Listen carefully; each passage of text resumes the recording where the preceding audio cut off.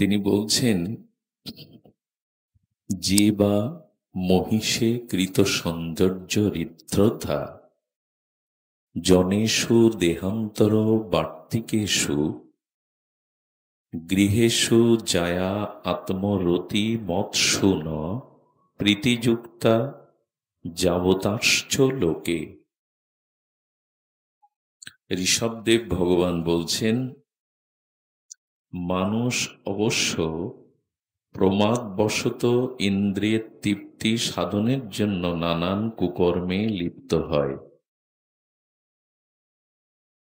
দেখুন, দেবর্ষি নারদ একটি কথা বলেছেন ভাগবতে, যে যত দিন যাচ্ছে কালের প্রভাব যত আমাদের উপর পড়ছে তত সবকিছুই তুষবৎ হচ্ছে। উনি শব্দ দিয়েছেন তুষবৎ। তুষবৎ মানে কোনো কিছুতে সার পাওয়া যাচ্ছে না। দেবর্ষিবাদ বলছেন, মানুষের কুকর্ম যত বৃদ্ধি পাচ্ছে, অধর্ম আচরণ যত বৃদ্ধি পাচ্ছে, তত সবকিছু সার শূন্য হয়ে যাচ্ছে, তুষবৎ, তুষের মতো। এমনকি এই যে আমরা পাঠ করতে বসছি, এই পরমহংস সংহিতা ভাগবত পর্যন্ত আজকে আমরা খুব সারাৎসারভাবে আমাদের জীবনে প্রয়োগ করতে পারছি না। কারণ যিনি ব্রাহ্মণত্ব দ্বিজত্ব অর্জন করেননি, যিনি গুরু বা মহৎ সেবার দ্বারা অনুভূতিপ্রাপ্ত হননি, যিনি ভগবানের বিশেষ কৃপায় ভাগবত প্রচারের কৃপা সম্পদ লাভ করেননি, তিনি যদি আমার মতো যশ খ্যাতি অর্থ পূজা এই জাতীয় মনে অভিসন্ধিৎসা রেখে এই ব্যাসপীঠে বসে, তবে তার হরিকথাতেও কেউ সার পাবে না। আবার বলি, ব্রাহ্মণত্ব অর্জনপূর্বক, বৈষ্ণবত্ব মহিমা অর্জনপূর্বক, শ্রীগুরু মহতের সেবাপূর্বক বিশেষ অনুভূতি হৃদয়ে সঞ্চারিত হলে ভগবান বা শ্রীগুরুদেবের বিশেষ কৃপায় যিনি জগৎ কল্যাণে বা ভগবানের প্রীতার্থে এই আসনে বসেন, তার পাঠের মধ্যে একটা সার পাওয়া যাবে, মহিমা পাওয়া যাবে, শক্তি পাওয়া যাবে। কিন্তু আমার মতো যিনি ব্যাসপীঠে বসলে অর্থ পাওয়া যাবে, যশ পাওয়া যাবে, খ্যাতি পাওয়া যাবে, লোকের মাঝে বিজ্ঞাপন হবে আমি অনেক বড় পাঠক, এই প্রত্যাশায় যদি কেউ এই ব্যাসপীঠে বসে,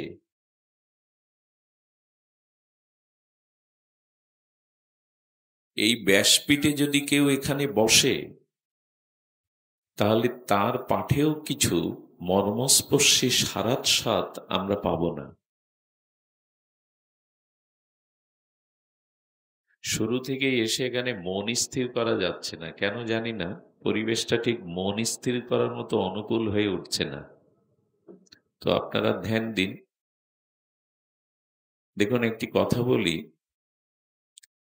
পুত্র যদি যথার্থ অধিকারী না হয়, উত্তম না হয়, পিতা কি তাকে সম্পত্তি দিতে স্বাচ্ছন্দ্য বোধ করেন? আমি পাত্র যদি অল্প নিয়ে আসি, সেখানে বেশি পাওয়ার ইচ্ছা রাখা কি বোকামি নয়? আমি মাটির ছোট্ট ঘর নিয়ে বলছি কি, কুয়ো জল কম দেয়, সাগর বেশি দেয়, সেই ঘর নিয়ে যদি সাগরের কাছে জল নিতে যাই, এক ঘর ছাড়া বেশি পাবো? সাগর বলবে তুমি কুয়োই যাও আর সাগরে যাও, তোমার পাত্র যতটুকু ততটুকু তো পাবে। তো ভাগবত কথা শ্রোতার আসনে বসতে গেলে যতটুকু যোগ্যতা আমরা ততটুকু পাব।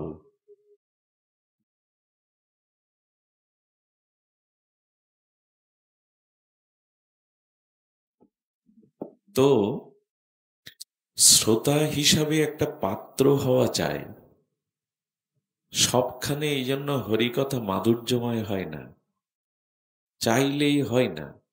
শ্রোতা হিসাবে একটা যোগ্যতা, একটা পাত্রতা থাকা চাই। আর সেটি হলো সেবার সাথে একটা শব্দ দেখবেন যুক্ত হয়, সেবা শুশ্রূষা বলে কিনা। সেবা কথাটা একটু যুক্ত শব্দ দিয়ে আমরা বলি সেবা শুশ্রূষা বলি কিনা। এই শুশ্রূষা শব্দের অর্থ কি? সেবা তো বুঝলাম, কাউকে সুখ বিধান করা, কাউকে সুখ দেওয়ার চেষ্টার নাম সেবা। শুশ্রূষা কাকে বলে? শুশ্রূষা হলো শ্রবণের ইচ্ছা।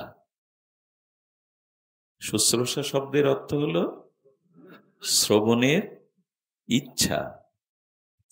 এই জন্য দেখবেন বয়োবৃদ্ধগণ, প্রাচীন বয়োবৃদ্ধগণ বাড়িতে বসে থাকলে প্রায় একটা আক্ষেপ করে বৃদ্ধরা, যে আমার কথা কেউ শোনে না। এই জন্য ওদের সন্তুষ্টি নাই।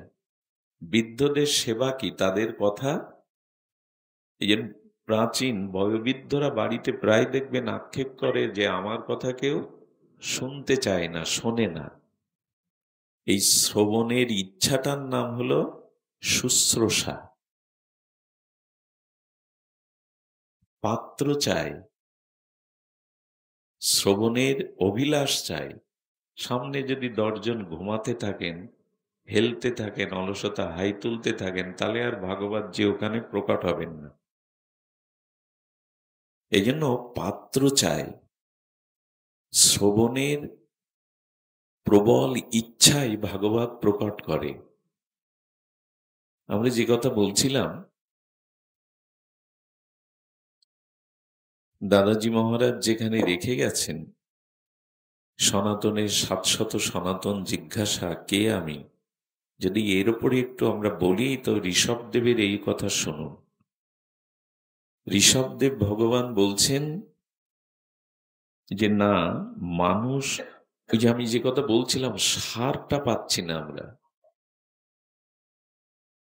অধর্মচারণ কুকর্মে প্রবৃত্তি হলে মানুষের জীবন তুষবৎ। তুষবৎ মানে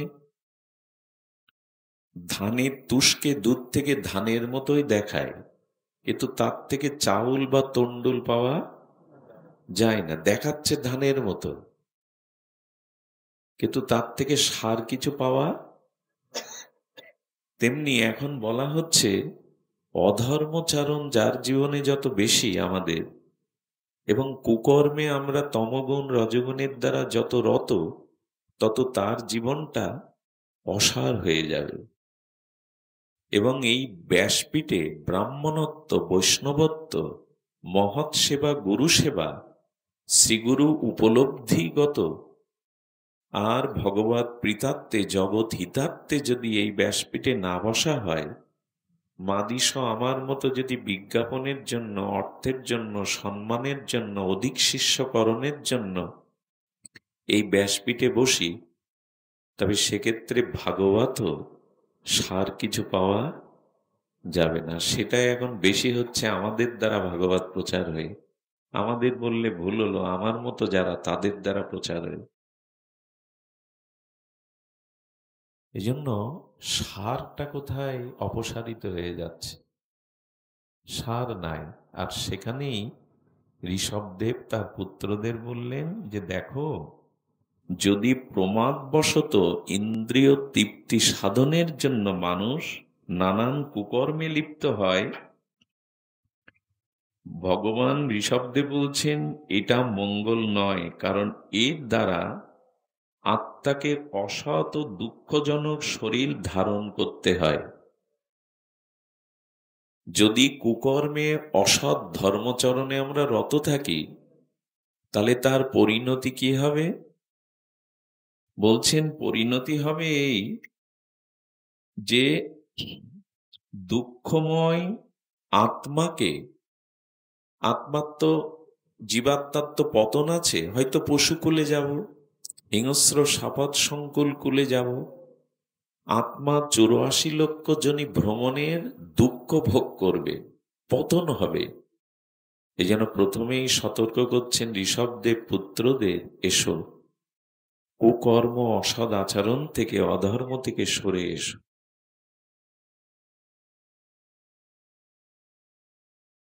আমার পরিচয়, আমরা এখনো যথাযথ রূপে নির্ণয় করতে পারিনি। দেখুন, আমাদের জীবনে এই সাধন ভজন ভগবত আরাধনা যথার্থ রূপে যদি কুকর্মকে, অসৎ ধর্ম আচরণ থেকে আমরা শুদ্ধতার দিকে না আসতে পারি, তবে এগুলি দ্বারা খুব বেশি লাভ হবে না। আচ্ছা, এখানে এমন কেউ সনাতনী হিন্দু আছেন যার ঘরে কোনো ভগবানের মূর্তি, দেবতার মূর্তি, দেবীর মূর্তি কোনো আসনে নাই? এমন কেউ আছেন এখানে? সনাতনী হিন্দু নরনারী যারা এসছি, প্রত্যেকের ঘরে কোনো না কোনো যে যার ইষ্ট বিশ্বাসী দেব দেবী আছে। একটা আসনও আছে, না থাক সেখানে কিছুর উপরে আসে। আচ্ছা, এখানে সকলের ঘরে নিজ ইষ্ট উপাস্য দেব দেবী ভগবান আছেন। এক্ষেত্রে আমাদের সবার যোগ্যতা আছে, ঘরে রেখেছি। কিন্তু আমি যদি এবার বলি হাত তুলুন, তো তুলতে বলছি না, আমার অধিকার নেই বলার, ক্ষমা করবেন দৃষ্টতা। যদি বলি, তো কোন কোন বাড়িতে আপনি ভগবানের জন্য রন্ধন করে পঞ্চবিধ ব্যঞ্জন দিয়ে ভগবানকে ভোগ লাগিয়ে প্রসাদ পান? যদি এ প্রশ্ন করে হাত তুলতে বলি, তার মানে ভগবান মানি, ভগবান ঘরে রেখেছি, হিন্দু হয়ে দেবদেবী ইষ্টকে মানি, গুরুদেবের বিগ্রহ রেখেছি, কিন্তু ভগবানকে কজন নিজের কষ্টার্জিত অর্থ দিয়ে আর ভগবানকে একটু রন্ধন করে তাকে ভোগ লাগিয়ে প্রসাদ পায়? এই ক্ষেত্রে যদি বলি হাত তুলতে সবাই আমরা পারবো না। তার মানে ভগবান মানতে হয়, ভগবান ঘরে রাখতে হয়। আমি সনাতন হিন্দুর ঘরে জন্মেছি, এইটুকু, তার উপরে আর কিছু না। আচ্ছা, আমি যদি এ প্রশ্নও তুলি যে আমরা কতটা ভগবানকে ভালোবেসে ভগবানের সেবা পরায়ণ হয়েছি, আমরা এখানে কারা আছি যারা ভগবানকে প্রতিদিন শয়নে দেই, আর ভোরবেলা তাকে সুখ শারীর দ্বন্দ্বে ভগবানকে শয়ন থেকে উত্থিত করে মঙ্গল আরতি দেয়? এজন্য এখন সব অসার হয়ে যাচ্ছে। ভগবান রাখতে হয় রেখেছি, ওইটুকু, তুমি আমার মঙ্গল দেখো, সংসারের কল্যাণ দেখো, তুমি আমার সংসারকে ঠিক রাখো, শরীর ঠিক রাখো, রাখতে হয় রেখেছি। এজন্য আমাদের আচরণে যথাযথ রূপে ধর্ম প্রতিপালিত হচ্ছে না। কে আমি? আমার জীবনের পরম মঙ্গল কি উনি রেখে গেছেন। পূর্ববর্তী পাঠক যেখানে রেখে যান, পরবর্তী পাঠকের উচিত সেইখান থেকে শুরু করা। তো কে আমি প্রশ্নে আজ আমরা একটু অপূর্ব দুটি কথা শ্রবণের চেষ্টা পাব। একটু পরিবেশ দানের জন্য অনুরোধ করছি, শুরু থেকেই মন বসানো যাচ্ছিল না, একটু কৃপা করুন। সতীজন, এখন আপনাদের কাছে যদি জিজ্ঞাসা করি কে আমি, এই যে সেবার কথা তুললাম না, তার কারণ দেখুন, আমার দেহটা অংশী, আর আমার দেহের হস্তপদ চক্ষুকর্ণ এগুলি অংশ। আমি যদি আমার এই হস্তরূপ ইন্দ্রিয়কে দিয়ে দৃষ্টান্ত দেই, হাত আমার অংশীরূপ দেহের অংশ, একটা পার্ট, অংশ। এখন এই হাত মুখে অন্ন তুলে দেয়, জল তুলে দেয়, খাদ্য তুলে দেয়, অর্থাৎ অংশী অংশের সেবা করাই ধর্ম। এখন হাত যদি বলে যে আমি তোমার মুখে আর খাদ্য তুলে দেব না, আমি আমার হাতেই খাদ্য দেব, তোমার মুখে তোমার শরীর পুষ্টের জন্য অন্ন দেব না। এখন হাত যদি মুখে অন্ন না দিয়ে তার হাতেই দেয়, নিজে হাতে দেয়, হাত চলবে তো? হাত পুষ্ট হবে তো? হাত আর কর্ম করার মতো ক্ষমতা থাকবে তো? কেন? বলছি এই জন্য যে হাত হলো অংশ, অংশী হলো দেহ। দেহকে খাদ্য দিলে সমস্ত ইন্দ্রিয়গুলো বলবান হয়ে ক্রিয়াশীল হবে। এখন হাত যদি বলতে থাকে আমি কেন তোমার মুখে অন্ন তুলবো, আমি কেন তোমার জন্য শ্রম করব, আমি আলাদা হয়ে যাব, এর দেহ থেকে হাতটাকে কেটে বাদ দিন, হাতের অস্তিত্ব থাকবে? দুদিন পর ওই হাতটা কেউ তুলতেও পারবেন না, পচে গলে বিনষ্ট হয়ে যাবে। তার মানে অংশের কর্তব্য হলো সর্বদা অংশীর। ওই মার গালে জল দিন, ওই মার, ওই যে সামনে একটু দেবই, দেখুন কি অবস্থা, ওনার গালে জল দিন। জয় রাধে, জয় রাধে, জয় রাধে। ওনাকে দেখে আমার হা হয়ে গেছে, কি অবস্থা ভগবান। আমার সামনে দয়া করে এখন কেউ ঘুমাবেন না, অনুরোধ করছি বিশ্রামে যান। যদি নিদ্রা আসে বিশ্রামে যান, এখানে কষ্ট পাবেন না। এইখানে কষ্ট ভোলার জন্য আসা, কষ্ট পাওয়ার জন্য আসা না। তো মানুষ ঘুম আসলে খাদ্যও ছেড়ে দেয়, নিজের নাতি নাতনিকেও কোল থেকে না, চলে যা চলে যা, আমার এখন ঘুম আসছে। ঘুম এমন একটা জিনিস সব সুখ কেড়ে নেয়। ঘুম তো সব থেকে সুখের। নাতি নাতনিকেও নামিয়ে দেয়, খাদ্যের থালা ঢাকা আছে কিন্তু গভীর ঘুম তো ওটা আর খায় না। তা আপনি কষ্ট পাবেন কেন? এখানে বসে বসে ঝিমাবেন কেন? বিশ্রামে যান, সেটা আপনার জন্য শ্রেয়। কেউ এর পরে যেন আমার না বলতে হয় যে আপনি ঘুমাবেন। হাত স্বাতন্ত্র হয়ে গেলে পচে গলে যাবে, অস্তিত্ব থাকবে না। ঠিক এই কথাটি বোঝাবার জন্য বলছি, ওই যে জীব নিত্য কৃষ্ণ দাস, মানে তিনি পূর্ণ, আমি অংশ, তিনি অংশী, আমি অংশ। আমি যদি ভগবানের সেবা না করি আমার আলাদা কোনো অস্তিত্ব থাকবে না। এই জন্য ভগবান ঘরে রেখেছি কিন্তু সেবা নাই। অধর্ম কুকর্ম কখন যাবে? আপনি যথার্থ ভজন করলে, ভগবানের সেবা অনুরাগ হলে তখন যাবে। দেখুন দাদাজি একটা কথা বলে গেছেন, ধর্ম অনুভূতির, ভাগবত হলো অনুভূতি। একজন মহাত্মা কাছে গেছেন ব্রজে, গিয়ে বলেন আপনি ভগবান দর্শন পেয়েছেন? বলে ভগবান দর্শন পাওয়া যায় না, ভগবানকে উপলব্ধি করতে হয়। এমনি দুর্যোধনের সামনে কৃষ্ণ ভগবান অনেকবার গেছে কিন্তু কাজ হয়নি, কারণ ওনার ভিতরে অনুভূতি। কিন্তু ভগবান দর্শনটা কিছু না, বিগ্রহ তো ভগবান দর্শন। বিগ্রহ আর ভগবানের পার্থক্য আছে? আমরা প্রতিদিন তো ভগবান দেখি। এই জন্য ভগবান দেখাটা দেখা না, ভগবানকে উপলব্ধি করাটাই ভগবত দর্শন। এটা তো লোক বুঝতে চায় না, মনে করে আমার সামনে কৃষ্ণ যদি যুগল যদি একটু দেখা দিত সব কিচ্ছু হতো না। দেখা পেলেও আপনার কিচ্ছু হতো না। দেখা তো পাচ্ছেন, বৃন্দাবনের যে বিগ্রহ ওরা তো সাক্ষাৎ ভগবান, অভিন্ন ভগবান। তো দেখেও কি হয় আপনার আমার? কিছুই তো হয় না। তো এই জন্য ভগবত দর্শন মানে চোখে দেখা না, উপলব্ধি। সেই মহৎকে বলছেন যে আমার গুরু কৃপায় কিঞ্চিত আত্মদর্শন উপলব্ধি হয়েছে, বলে তাহলে আমাকে দেখান, ভগবান দেখান। তো হচ্ছে ভগবানকে দেখানো যায় না, উপলব্ধি করতে হয়। ওকে কে বোঝাবে আপনি দেখেছেন মানে আমাকে দেখান। তো মহতের পাশে বৃন্দাবনে তো একটা পাথর ছিল, ওই পাথর দিয়ে ওনার পায়ে জোরে আঘাত করেছে, করার পরে পা ফুলে গেছে, যন্ত্রণায় কাতরাচ্ছে। বলে আপনি আমাকে মারলেন, বলছি তোমার ব্যথাটা দেখাও, নীল না লাল, ব্যথাটা কেমন দেখাও। ব্যথা কি দেখাবার জিনিস? ব্যথা তো উপলব্ধির জিনিস। ব্যথা কি দেখানো যায়, নীল কি লাল? হাত জোর করে বললেন ক্ষমা করে দিও, ভগবান উপলব্ধির জিনিস, দেখানোর জিনিস নয়।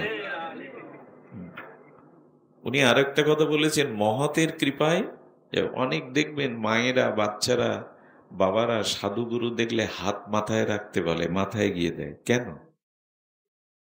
এর কারণ কি? হাতে কি হাত, বাবার হাতে, গুরুদেবের হাতে, মহতের হাতে টাকা আছে? আছে কি সোনাদানা আছে? আর আপনার মাথায় দিলে রোগ সেরে যাবে এমন কিছু হয় নাকি? হাত চাই কেন? বাবা আমার মাথায় একটু হাত রাখুন। এটা কারণ কি? এটার কারণ হলো মহতের হাতের মধ্যে বিশেষ কিছু আছে। আমাদের বর্ষনাথ প্রাতঃস্মরণীয় বিনোদ বাবা বলেছেন, কারো মাথায় হাত দিয়ে সহসা আশীর্বাদ করবে না, হাত দেবে না চাইলে। কারণ ওই হাতটা যদি তার মস্তকে দেওয়ার কোনো মঙ্গলের অধিকারী হাত না হয়, যোগ্য হাত না হয়, তাহলে দিতে যেও না। তো অধিকারী হাত মহতের, শ্রী গুরুদেবের। দেখুন রামকৃষ্ণদেব এসেছেন বলরাম বসুর বাড়ি, পরম পুরুষ রামকৃষ্ণদেব। ওইখানে উনি ভজন করছেন, ভক্তদের ইষ্টকথায় আনন্দ দিচ্ছেন, মানে পরম পুরুষ রামকৃষ্ণ পরমহংসদেব। নরেন তখন আইনের ছাত্র, ল কলেজের ছাত্র। আর স্বামী বিবেকানন্দ, যিনি পূর্বে নরেন ছিলেন, উনি তর্ক ছাড়া, যুক্তি ছাড়া কিছু বিশ্বাস করতেন না। একবার পাড়ার লোক বলে ওই গাছে ভূত আছে, উনি রাত দুপুরবেলা ওই গাছে উঠে বসে রয়েছে, ভোরবেলা পর্যন্ত খুঁজে পাওয়া যাচ্ছে। লোক কোথায় ভূত আছে বলে, দেখতে গেছিলাম। এরকম উনি প্রথম জীবনে খুব যুক্তি ছাড়া, প্রমাণ ছাড়া কিছু মানতেন না। ঠাকুরের ওই ভাবদশা দেখিয়ে বলছে, ও ঠাকুর, ভগবান দেখেছো তুমি? ঠাকুর চিন্তা করলেন, দেখেই তো বুঝতে পারে, মহতেরা আপনার চোখের দিকে তাকালেই বুঝতে পারে কি কি উদ্দেশ্যে এসেছেন, আপনার ভেতরে কতটুকু পুঁজি। এই জন্য সাধুগুরুর সামনে গিয়ে বলবেন না, বাবা আমি নির্জলা একাদশী করি, 16 মালা মালা জপ করি, বৃন্দাবনে 3 বার গিয়েছি, খবরদার। উনি আপনার দিকে আর ফিরেও তাকাবেন না। এই জন্য সাধু দর্শনে গিয়ে বক বক করতে নেই। উনি যেটা ভালোবাসেন, জয় রাধে বলে বসে পড়তে, কিচ্ছু বলতে নেই। কারণ আপনাকে দেখেই উনি বুঝে ফেলেছেন আপনার ভেতরে কি উদ্দেশ্য, কোন স্তরের আপনি। সাধুদের সামনে গিয়ে নিজের কথা, আমি অমুক গুরুর শিষ্য, বৃন্দাবনে যাই, 16 মালা জপ করি, এসব বলবেন না। আপনাকে বাচাল ভাববে, আপনার দিকে তাকাবেও না। সুধীজন, তো রামকৃষ্ণদেবকে বলছেন, আপনি ভগবান দেখেছেন? উনি মনে করছেন একেই তো খুঁজছিলাম। উনি যদি বলে দেখিনি, ও তর্ক আরম্ভ করে চলে যাবে। উনি একটু ভেবে বললেন, তোমাকে যখন দেখছি, ভগবানকেও দেখেছি আমি, তোমাকেও দেখাতে পারি। তখন উনি ভাবলেন, ইনি নিশ্চয়ই কোনো উন্মাদ পাগল, না হলে পরমহংস, দুটোর একটা। বলছে আমাকে দেখাতে পারেন? সঙ্গে সঙ্গে কি করলেন জানেন? রামকৃষ্ণদেব ওনার মাথায় হাত দিয়েছিলেন। হাত দেওয়ার, কেউ কথা বলছে কে? হাত দেওয়ার সাথে সাথে নরেনের মধ্যে 3 দিন সমাধির ভাব ছিল, ওই ঘোর কাটেনি 3 দিন। এরপরে ঠাকুরের চরণে এসে পড়লেন, ওনার সমাধি হয়ে গেল। হাতে কাজ আছে। যারা সামর্থ্যবান ভজনানন্দী মহাপুরুষ, ওদের হাতের মধ্যে এমন কিছু শক্তি আছে, ওই দিলেই 3 দিন সমাধিস্থ হয়েছিলেন। এই জন্য ভগবত দর্শনের ব্যাপার, অনুভূতির ব্যাপার, চোখে দেখার বিষয় না। চোখে দেখে কিছু হবে না, উপলব্ধির বিষয়। আসুন আমরা দাদাজির 700 সেই জিজ্ঞাসা, কে আমি? তো এই যে কে আমি, এই প্রশ্নের উত্তরে আমরা একটু জানব যে মনুষ্য জন্ম নিয়ে এসে এ পর্যন্ত আপনি কতটুকু সফল হয়েছেন, মনুষ্য জীবনের উদ্দেশ্যকে কতটুকু সফল করতে পেরেছেন। এটা খুব মৌলিক একটা প্রশ্ন, যদি মন দিয়ে শোনেন খুব আনন্দ পাবেন। আমাদের জীবনে এই যে, ওইখানে উনি বলছেন জীবনযাত্রা নির্বাহের জন্য জাগতিক কর্মে আমরা প্রবৃত্ত হই। আমাদের জীবনের লক্ষ্য, জীবনের উদ্দেশ্য কি? এই যে আমি নিত্য কৃষ্ণ দাস, জীব নিত্য কৃষ্ণ দাস, এই পরিচয়টায় আসতে পেরেছি কিনা আমরা? একথা তো কোটিবার শুনেছি, জীব নিত্য কৃষ্ণ দাস। তো ঠিক আছে, আমার স্বরূপ পরিচয়, কিন্তু সেই পরিচয় দেওয়ার মতো কতটুকু অগ্রগতি হয়েছে আমার ভজন সাধন? দেখুন, স্বামীজি যাচ্ছিলেন চিকাগোতে, যে জাহাজে যাচ্ছিলেন একজন ভারতীয় যুবক লেখাপড়ার জন্যই আমেরিকায় যাচ্ছিলেন। তো খালি বসে থাকবেন কি, যুবকের সাথে পরিচয় হয়ে বললেন ওকে একটু জাগিয়ে দিই, ওর উদ্দেশ্যটা জেনে নি। স্বামীজি বলছেন কোথায় যাচ্ছেন? আমেরিকায়। আমেরিকায় গিয়ে কি করবেন? বলে ইঞ্জিনিয়ারিং পড়াশোনার জন্য যাচ্ছি। বলে ইঞ্জিনিয়ারিং পাশ করে কি করবেন? বলে ভারতে এসে চাকরি নেব। চাকরি করার পরে কি করবেন? বলে অর্থ রোজগার করবো। বলে তারপর কি করবেন? অর্থ রোজগার করে ভালো একটা বাড়ি বানাবো। বলে তারপর কি করবেন? তারপর কি করব? সুন্দরী দেখে বিয়ে করবো। বলে তারপর কি করবেন? তারপরে পুত্রকন্যা হবে। বলে তারপর কি করবেন? পুত্রকন্যাকে লেখাপড়া শিখিয়ে মানুষ করবো। বলে তারপর কি করবেন? বলে ওদের হাতে দায়িত্ব, ওদের যোগ্যতা সম্পন্ন করে আমি রিটায়ার্ড হব। তারপর কি করবেন? রিটায়ার্ড করে বার্ধক্য জীবনটা কাটাবো। তারপর কি করবেন? বলে তারপর মশাই তো মরতে হবে, চিতায় পুড়তে হবে। স্বামীজি হুঙ্কার দিয়ে বলেন, এই জন্যই মনুষ্য জন্ম নিয়ে এসেছিলেন, এইগুলো করার জন্য? আমাদের কাছে যদি এখন প্রশ্ন করি, জন্মেছি, লেখাপড়া শিখেছি, চাকরি ব্যবসা খেতি কাজকর্ম করি, ছেলে বিয়ে করেছি, ছোট একটা কুড়ে ঘর থাকলেও আছে, বউ ছেলে মেয়ে আছে, ওদের মানুষ করব, একদিন বৃদ্ধ হব, রিটায়ার্ড হব, একবার চিতায় পুড়ব, মরব, এই জন্য জীবন, এজন্য আশা। দেবতারাও যে জন্ম চায়, সেই জন্ম পেয়ে এগুলি করতে আসেন, করছি তো তাই, এর বাইরে কি করি? আমার দেহ গেহ সংসার পুত্র পরিজন, ভালো খাওয়া পড়া মান সম্মান, এর বাইরে কি করছি জীবনে? এইগুলো করতে আসা। যারা মনে করে এইগুলোই করতে আসা, শাস্ত্র তাদের খুব কঠোরভাবে একটু গালি দিয়েছেন। গালি দিয়েছেন, ধর্মহীনাবি পশুবি সমানা। তাদের সাথে পশুর কোনো পার্থক্য তেমন না। এগুলো পশুরা করে, পশুরা বংশ বিস্তার করে, বাচ্চা কাচ্চা হয়। পশুরা আমাদের থেকে বেশি ঘুমায়। বাংলাদেশের এখন 10% মানুষ ঘুমের বড়ি খেয়ে ঘুম পড়ে। আমেরিকাতে 25% মানুষ ঘুমের বড়ি খায়। পশুদের ঘুমের বড়ি খাওয়া লাগে, নিশ্চিন্তে ঘুমায়। ঘুমের দিক দিয়ে আমরা এত আয় করে অভাব যাচ্ছে না, পশুরা আয় করে তো, ওরা না খেয়ে মরে। আমাদের থেকে তো ওদেরই জীবন ভালো, আয় করতে হয় না, অথচ সারা ভগবান ওদের খেতে দেয়, একটা বাসা আছে। পার্থক্য কি? বউ ছেলে মেয়ে ঘর বাড়ি কামনা বাসনা ভোগ করে মরবো, এই উদ্দেশ্যে মনুষ্য জন্ম না। ভাগবতে আসতে হয় কেন উনি বলেছেন?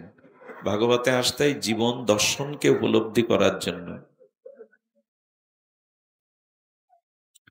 উপলব্ধি করার জন্য আসতে হয় যে জীবনের মূল লক্ষ্যটা কি। একটা কথা বলি, শেয়ার মার্কেট বলে তো না, শেয়ার মার্কেটে টাকা দিয়ে যদি মার যায়, শেয়ার বাজারে বা শেয়ার যদি টাকা মার যায়, বা ব্যবসায় নিয়োগ করে যদি টাকা মার যায়, কষ্ট পান কিনা? তো কথা বলুন, কষ্ট পান কিনা? আচ্ছা, কৃষক খেতে ফসল লাগিয়ে যদি ফসল না হয়, কষ্ট পায় কিনা? এটাতে কষ্ট পায় তো। সুধীজন, ব্যবসায় টাকা নিয়োগ করে যদি লাভ না হয়, লোকসান হয়, মানুষ মানসিক রোগগ্রস্ত হয়ে যায় চিন্তা করতে করতে। ফসল না হলে কৃষক, সন্তান মানুষ না করতে পারলে পিতামাতারও চিন্তার শেষ থাকে না। দেবদুর্লভ মনুষ্য জন্ম পেয়ে মনুষ্য জন্মটা সফল হলো না, এর জন্য কোনো চিন্তা নেই। যে আমি শুধু খেয়ে পরে ভোগ বিলাস করে একটা জীবন চিতায় পুড়লাম, ছাই হয়ে গেলাম, জীবনটা কিসে সফল, এর জন্য কোনো ব্যথা জাগে না। জীবনটা সফল হলো কিনা, সার্থক হলো কিনা। দেখুন, যদি সার্থকের দৃষ্টান্ত দেই, আগে থেকে হাত জোড় করে গলায় কাপড়ে ক্ষমা চাইছি। আপনি নিচে, আমাকে এখানে আপনারা বসালেন কেন? দাদাজি মহারাজকে বসালেন কেন? বলে যদি একটু পার্থক্য বুঝি, আমাদের ঠিক তোমাদের মতো এরকম কাঁচা মারা কাপড় পরা, তুমি পরেছো এই দিক দিয়ে একটু উচ্চতায় বসিয়েছি। আমরা সব সময় তিলক নেই না, তোমার আছে তাই বসিয়েছি, ওই দিক দিয়ে তুমি একটু বিশেষ। আমাদের পেছনে শিখা নেই হিন্দুত্বের, বৈষ্ণবত্বের পরিচয়, তোমার আছে তাই বসিয়েছি।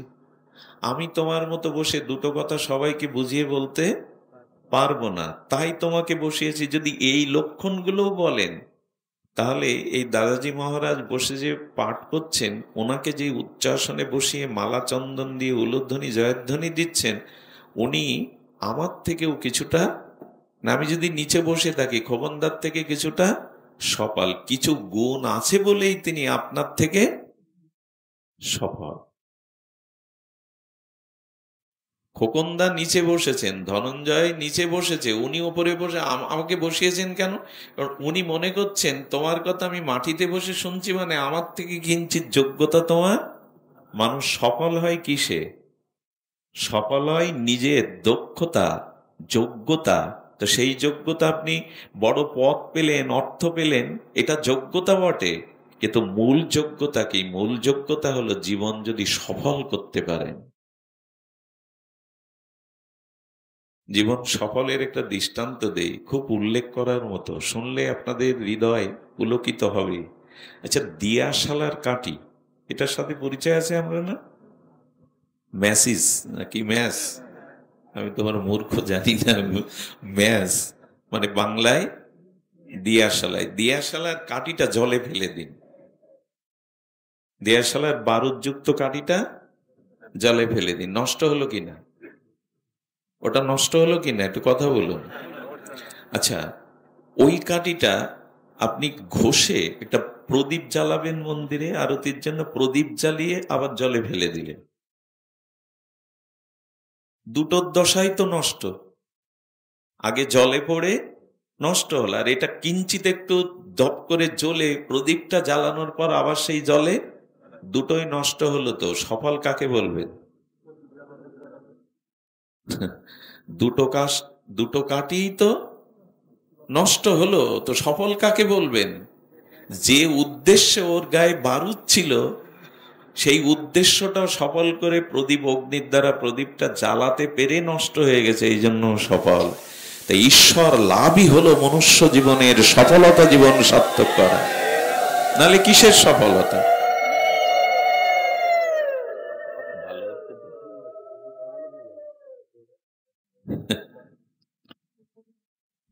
দাদাকে বলছি হচ্ছে তো পাঠ। জয় রাধে। আপনার আমার জীবনের সফলতা বাড়ি গাড়ি দিয়ে নয়, পদ প্রতিষ্ঠা দিয়ে নয়, ভালো খাওয়া পরা ভোগ বিলাসে নয়। মনুষ্য জীবনের সফলতা ভগবত উপলব্ধিতে। আচ্ছা, ট্রেনে যদি দূরপাল্লা ট্রেনে ওঠেন, এখন ট্রেনে ওঠার সাথে সাথে কেউ জিজ্ঞাসা করছে ট্রেনে ওঠার জন্য কি উঠেছেন ট্রেনে? কি উত্তর হবে? ঘুমাচ্ছেন না তো কেউ? ট্রেনে ওঠার জন্য কি উঠেছেন? ঘুমাচ্ছে মায়েরা অনেকেই। ট্রেনে ওঠার জন্য কি মানুষ ট্রেনে ওঠে? কিসের জন্য ওঠে? একটা গন্তব্যে যাবে বলে। আচ্ছা, জলের যে পটটা বা কিছু টিফিন ক্রিয়ারে যে খাদ্য নিয়ে আসে, তো খাওয়ার জন্য ট্রেনে ওঠা? যে বাদাম ভাজা খাই, ফেরি করে যাবে, খাওয়ার জন্য ট্রেনে ওঠা? জলপানের জন্য ট্রেনে ওঠা? যখন বসলেন তখন যদি জিজ্ঞেস করেন বসার জন্য ট্রেনে উঠেছেন, উত্তরগুলো কি হবে? বসার জন্য ট্রেনে উঠেছেন? না, এত দূর পথ যাবো, একটু বসেই যেতে হয় তাই বসেছি, সিট কাটা। আচ্ছা, ঘুমান মাঝে মাঝে, মানে সিট পেলে কি রুম বলে দাদা? রিজার্ভেশনে ঘুমানোর জায়গা থাকে, ঘুমানোর জন্য কি ট্রেনে ওঠা? আসলে সব উত্তর একটাই, এগুলো আনুষঙ্গিক। আমি মূল লক্ষ্যে গন্তব্যে পৌঁছাবো বলেই এগুলো আনুষঙ্গিক। আমার মূল লক্ষ্য হলো গন্তব্যে, মনুষ্য জীবনের গন্তব্য হলো ঈশ্বরের চরণ প্রাপ্তি, ঈশ্বরের চরণে পৌঁছানো। এই সংসারের যা কিছু এগুলো আনুষঙ্গিক, সংসারের যা কিছু এগুলি আনুষঙ্গিক। এখানে তো হরিবোল দিলাম, উলোধ্বনি দিলাম, ভালো লাগলে মাথা সমর্থন করলাম, আচরণে কবে আসবে? এই লক্ষ্যে পৌঁছানোর লক্ষ্যে কবে উঠবো? আমাদের তো সেই কবির ভাষায় লক্ষ্য শূন্য লক্ষ্য বাসনা ছুটিছে গভীরে আধারে। আমাদের লক্ষ্য আছে, তবে লক্ষ্য শূন্য, মূল লক্ষ্যটি নাই। জীবন সফল কিসে? আমি নিত্য কৃষ্ণ দাস, এই আমার স্বরূপ, এই স্বরূপ জাগরণ কিসে? আমার লক্ষ্যে পৌঁছানো। সেই লক্ষ্যে আছি তো, না নিজেকে ফাঁকি দিচ্ছি? কিছু মনে নেবেন না, এখানে ওরা নাই, তবু বলি দু চারজন আছে। বর্তমান যুব সমাজ, বর্তমান যুবতী যুবকগণ, তারা নিজের সফলতাকে মনে করছে বিজ্ঞাপন।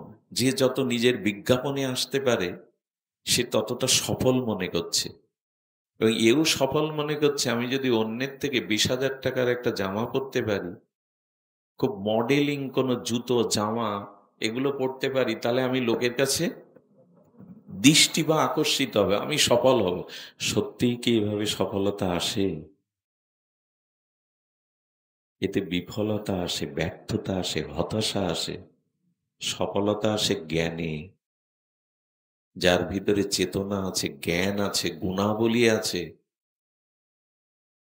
কিন্তু এই চেষ্টা না করে যদি দামি পোশাক, দামি গাড়ি, দামি মডেলিং করি, রূপের বাহার প্রচার করতে থাকি, বিজ্ঞাপন করতে থাকি, এটা সফলতা না, এটা ধিক্কৃত হবে একদিন।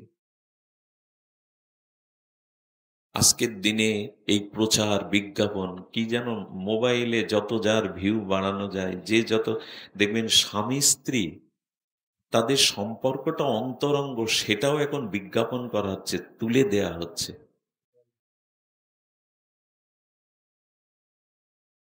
নিজের সেজে গুজে ওইটা ছবিটা প্রচার করলেই 5,000 10,000 ভিউ হলে আমি সফল।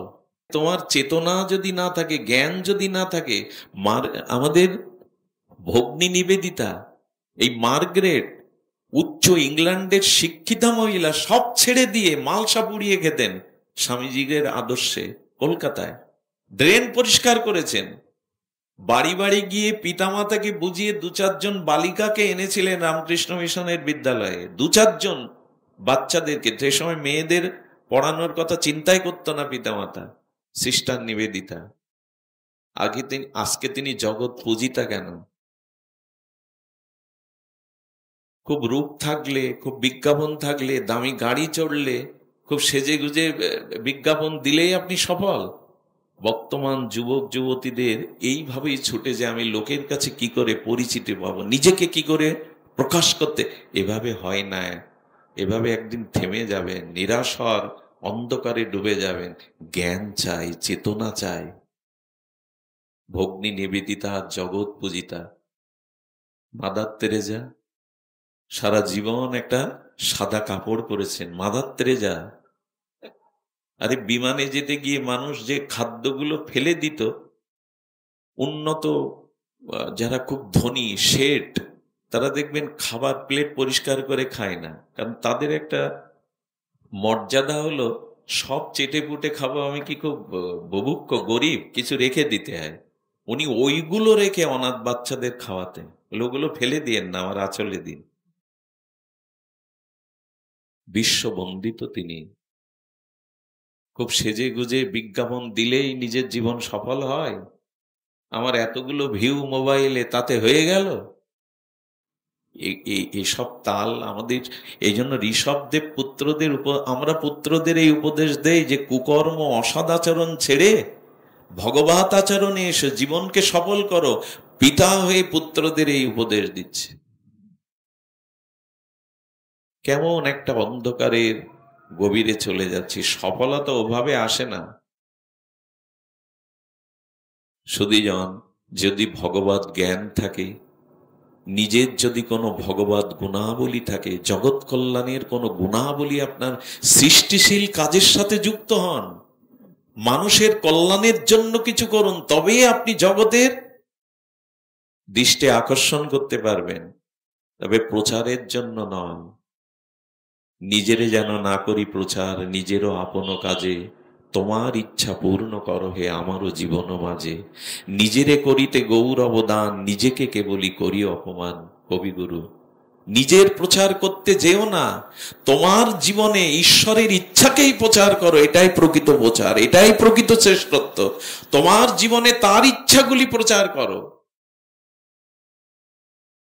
সুধীজন, জীবন সফল কিসে? আচ্ছা, এই যে তিলকমালা নিয়েছি, এটাই কি ভজন সাধন ধর্মের পূর্ণাঙ্গ প্রাপ্তি? কথা বলতে হবে, পূর্ণাঙ্গ প্রাপ্তি না, এটা অংশ, এটা ভজনের, এটা ভক্তির একটি শিকার আঁকা, শ্বেতশুভ্র কাপড় পরা, তিলকমালা, এগুলি এক একটি অংশ। তাহলে ধর্মের পূর্ণতা, ভগবত ভজনের পূর্ণতা কিসে? নিরামিষ পাওয়া, তিলকমালা নেওয়া, মালা জপ করা, এগুলি পূর্ণাঙ্গ নয়, এগুলি ভজনের, ভক্তির, কি বললাম, অংশ। অংশ দরকার, কিন্তু পূর্ণাঙ্গটা কি ভজনের? আমি যে দীক্ষা নিয়েছি, ভজন করি, আমার পূর্ণতা কিসে? ভক্তির পূর্ণতা কিসে? খুব মার্মিক একটি কথা, যদি ধ্যান দিয়ে মনে গ্রহণ করেন। এর একটা দৃষ্টান্ত দেই। কৃষক যখন ক্ষেত্র পরিপাটি করে বীজ ছড়ায়, বীজগুলো দেখা যায় খেতে, ক্ষেতই দেখা দেয়, মাটি দেখা দেয়, বীজগুলো, কিন্তু কালক্রমে শীতল জল বায়ু পেয়ে যখন বীজগুলো, ধান ধরুন, ধান ফেললে বোঝা যায় কি? যখন ওগুলো ফসল হয়ে শীষ হয়, তখন কি হয় জানেন? ক্ষেতই দেখা যায় না, ধানই দেখা যায়। কৃষকের পূর্ণতা কোথায়? বীজ মাটিতে বপন করলে বীজগুলো একসময় দেখা যায় না, পুরো ক্ষেত আর মাটিটাই দেখা যায়। কিন্তু কালক্রমে শীতল জল বা যত্নশীল হওয়ার পরে, কালক্রমে ওগুলো যখন ধান হয়ে শীষগুলো দোলে হেমন্তে, তখন ক্ষেতই ঢেকে দেয়, ফসলই দেখা যায়। ধর্মের সফলতা, ভজনের সফলতা কখন জানেন? যখন আমার জীবনের সবকিছুতে ঈশ্বরময় হয়ে উঠবে, সবার মধ্যে সবকিছুতে ঈশ্বরময় উঠবে, তখন আমাকে দেখা যাবে না, সবকিছুর মধ্যে আমি ভগবানকেই। এটাই হলো জীবনের সফলতা। ক্ষেত দেখা যাবে না, এখন ধানের ক্ষেতে যান, ক্ষেত মাটি দেখতে পাবেন না, চারিদিকে দুলছে।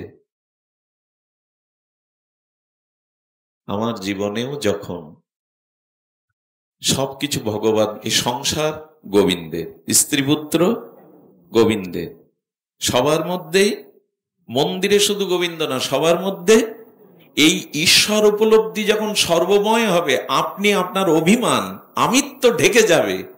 ওই যে জীব নিত্য কৃষ্ণ দাস, এটাই ভজনের, ভক্তির, ধর্মের পরিপূর্ণতা। কথাগুলো ছোট ছোট, কিন্তু অতল স্পর্শী গভীরতা আছে কথাগুলোর মধ্যে। আমাদের জীবনে হচ্ছে তিলকমালা অনুষ্ঠান, হ্যাঁ, যে দাদা যে বললেন কান্নাকাটি গড়াগড়ি হচ্ছে, পূর্ণতা কোথায়? সবকিছুর মধ্যে ঈশ্বরকে দেখি আমি। শুধু মন্দিরে যারা ভগবানকে দেখে আর কোথাও দেখতে পায় না, এদের দৃষ্টিটা সাধারণ। যারা মন্দিরে ভগবানকে দেখার সাথে সাথে পিতা মাতা গুরুবর্গ সবার মধ্যে ভগবানকে দেখে, এদের দৃষ্টি অসাধারণ, এদেরই সার্থক দৃষ্টি।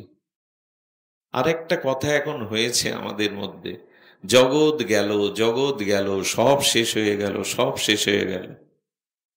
এই যে একটা ধারণা আমাদের, হ্যাঁ, জগৎ যেখানে পৌঁছেছে, সবকিছুর একটা অবক্ষয় চলছে।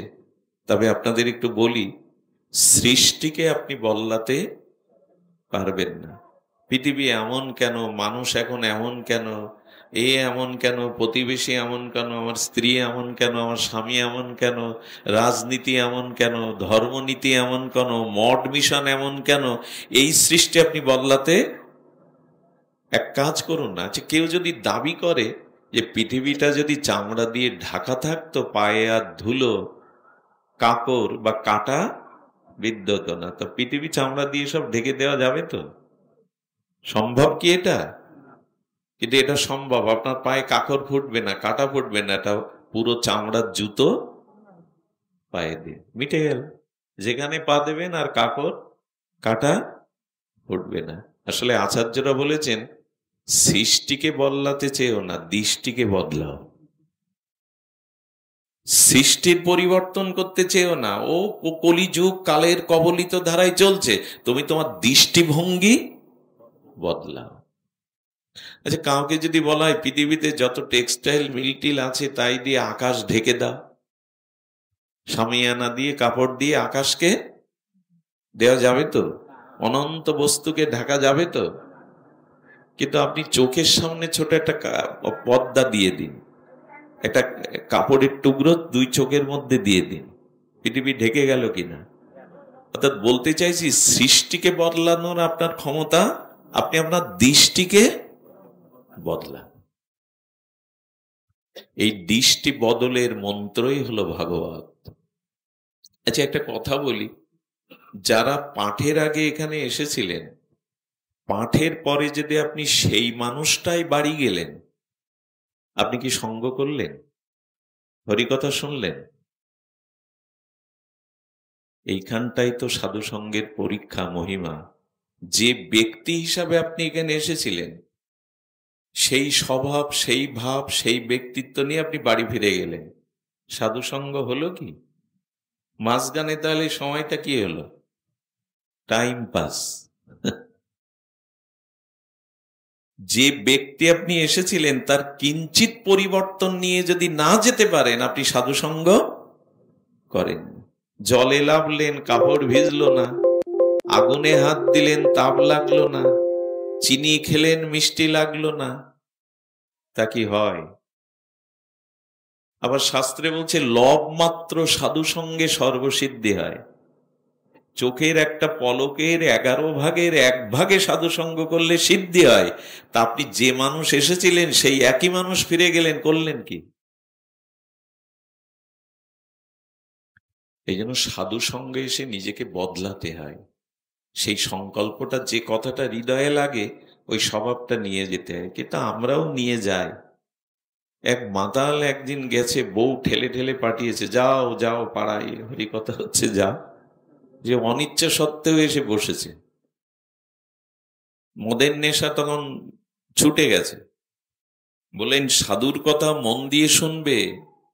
সাধু বলছেন সৎসঙ্গে এলে কিছু রেখে যেতে হয় আর কিছু নিয়ে যেতে হয়। মানে কুস্বভাবটা কিছু রেখে যেতে হয়, সুস্বভাবটা কিছু একটা, যে কাল থেকে আমি 2 মালা 4 মালা জপ করবো, অলস সময়টা তাস খেলে কাটাবো না।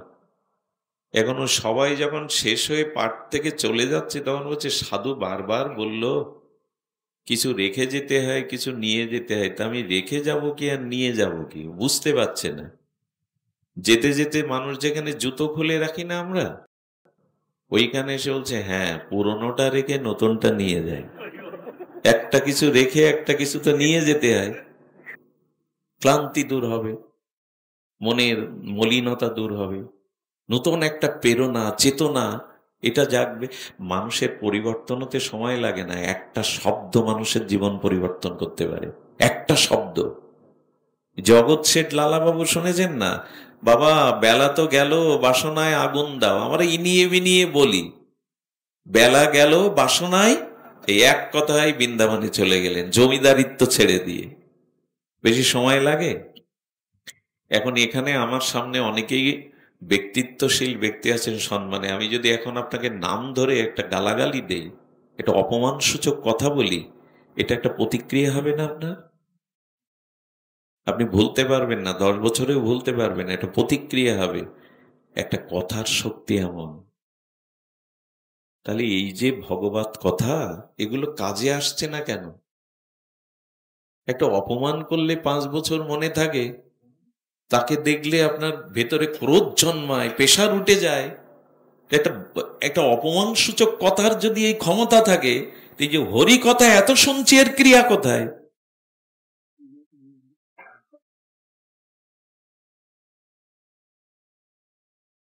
এর একটা কারণও আছে। বক্তার প্রতি, সাধুর প্রতি যদি প্রগাঢ় শ্রদ্ধা না থাকে, তখন তার সঙ্গ করে লাভ হবে না। যিনি বলছেন, যিনি সাধু, তার প্রতি শ্রদ্ধা থাকতে হবে। শ্রদ্ধাবান লবেত জ্ঞানম। আমাকে নিমন্ত্রণ করেছে তাই একটু গেলাম নিয়ম রক্ষার্থে, এরকম না। এই জন্য সজাতীয় শ্রদ্ধাশীল সাধুর সঙ্গ করতে হবে। যার প্রতি শ্রদ্ধা নেই, যার এসেছি কি বলে দেখি, একটু শুনেছি অনেক ওনার কথা, তো একটু কি বলে দেখি। আর এরা কি করে জানেন, এত সুন্দর সুন্দর কথা শুনে উঠতে গিয়ে বলে সব ভালো, কিন্তু এইটা ভালো লাগেনি ওনার এই কথাটা, ওইটাই নিয়েছে। ওই যে শ্রদ্ধা নেই, উনি বললেন ভালো কিন্তু ওইটাই নিয়ে গেছে। এই জন্য প্রথমে বলছে স্বজাতীয় সয় সঙ্গ করো, যার প্রতি শ্রদ্ধা আছে সেই সাধুর সঙ্গ করো, তাহলে কাজ হবে। সুধীজন, আসুন আমরা আর শীতের রাত দেরি না করে জীবনের সফলতা বলছিলাম। এই সফলতা আসছে না, অন্তত এই ভাবনাটা জাগান। একটা ছোট্ট লীলা বলি, পাঠ বিশ্রাম। লীলাটি অনেক অপূর্ব। রামচরিত মানুষে ভগবান পূর্ণ ব্রহ্ম মর্যাদা পুরুষোত্তম রামচন্দ্র এসেছিলেন সূর্যবংশীয় চক্রবর্তী সম্রাট দশরথের পুত্র রূপে। কে এই দশরথ? খুব ভালো একটি তত্ত্ব লীলা কথা, একটু ধ্যান দিন, 2-5 মিনিট, একটু অধিকও হতে পারে, শুনুন।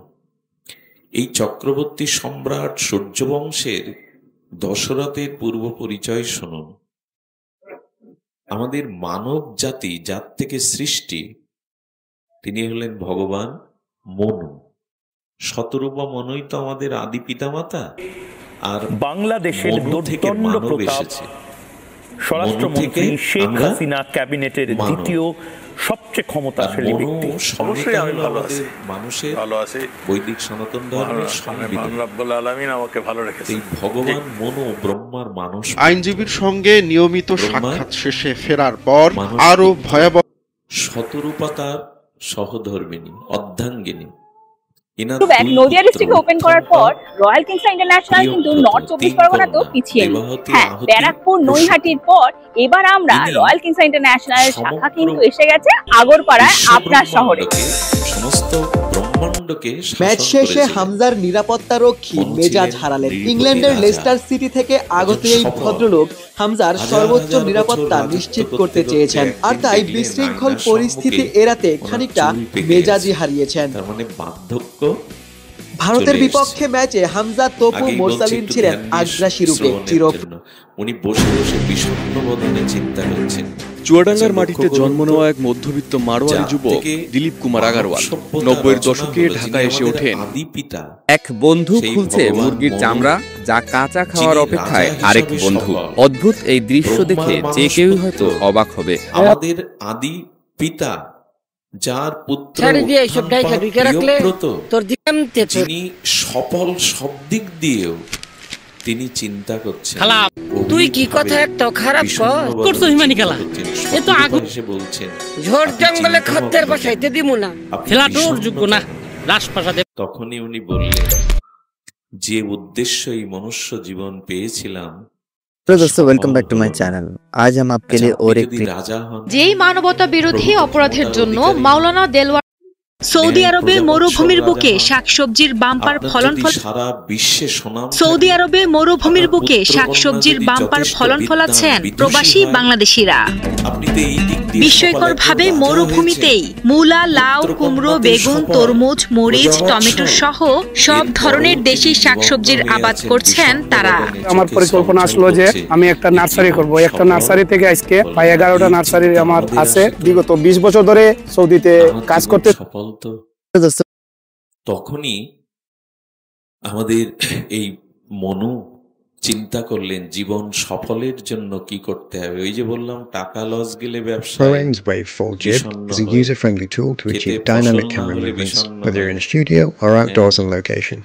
ধার টাকা ফেরত না পেলে বিষণ্ণ হয়, অথচ মনুষ্য জীবনটা বিফল। Folding mechanism allows it to pack down into a conveniently sized travel case while maintaining a quick. নিয়ে নৈমিষারণ্যে চলে গিয়েছিলেন ভজনের জন্য। আমি বলতে বলতে পর্যন্ত এসেছি, আমাদের জীবনে রাজা হন আর এরকম পুত্রকন্যা পান, জীবনের সফল। জুলাই গণ অভ্যুত্থানের সময় সংঘটিত মানবতা বিরোধী অপরাধের মামলায় সাবেক স্বরাষ্ট্রমন্ত্রী আসাদুজ্জামান খান কামালকে মৃত্যুদণ্ড দিয়ে 2 সদস্য ছিলেন। ঘোষিত মৃত্যুদণ্ডের কথা শোনার পর ভারতীয় গণমাধ্যম আনন্দ পেলেন। দুর্নীতির দায়ে 3টি অভিযোগে ছাত্র আন্দোলনে প্রাণ। কিছু চাওয়ার নেই, ভগবান শিব এলেন, বলেন আপনার কাছে আমার কিছু চান নেই, আমাদের কি হয় ভগবান কৃষ্ণকে ডাকতে ডাকতে ইচ্ছা পূরণ দুর্গার কাছে, তোর রিস্কা কি চলছে? তোর রিস্কা দিয়ে কি আমি কোথাও গেছি? ইচ্ছা পূরণ হলো তো শীতলার কাছে গেল। তালে তালে কি তালে তালে?